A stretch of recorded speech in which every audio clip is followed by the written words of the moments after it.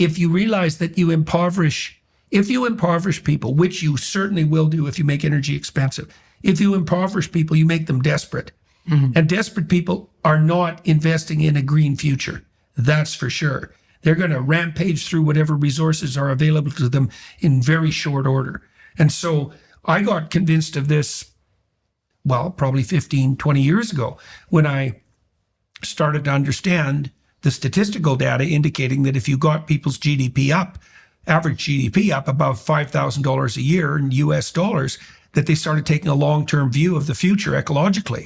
It's like, well, of course that's the case. And then I thought, that's so cool. That means that you could work really hard to make energy inexpensive and people rich. And one of the consequences of that would be that people would be much more attendant to genuine ecological concerns locally and over time. Well, yes, I think, when I talk about advancing human flourishing on Earth, I don't draw a distinction really between our economy and our environment. I mean, I think it's actually all our environment. And I think of environment in a very humanistic way. So if you take a bird, right?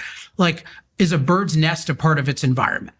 Right. I would say yes, right? So I think a factory is our environment and the beach is our environment. Yeah. I think we're just uniquely good at reshaping our environment to be particularly conducive to us. So when you talk about ecological thinking, I really think of that as humanistic thinking about our environment, as in how do we make sure that we I was still using that dichotomous perspective. So you're looking at it from an advancing human flourishing on Earth perspective, but it's what you're pointing out is the more resources you have, the more time you have, the more you can have you can think about that in a broad way, right? When you're just freezing to death, yes, exactly. You just cut down whatever trees are around you and you burn them, and what else are you going to do?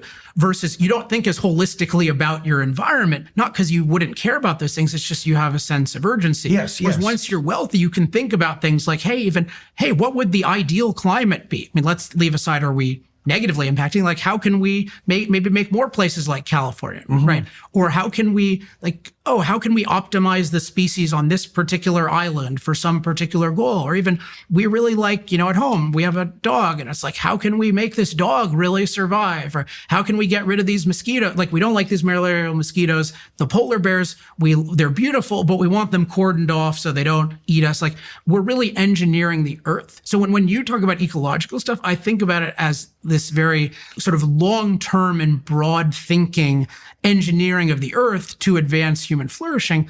Whereas the anti-impact crowd, that's not how they think of it. So if you made that argument to them, they're like, no, we don't want to impact it at all. We don't want like 8 billion prosperous people who have nice gardens and clean air. Like, that's way too humanized in Earth. We need, back to the Pleistocene, as the, Earth First, I think, used to say. So that's just to say, like, I don't like this idea of like, if from an environmental perspective, because is it a pro-human environmental perspective or anti-human? And if it's anti-human, they won't accept anything that involves human Correction success. gratefully accepted. So thank you.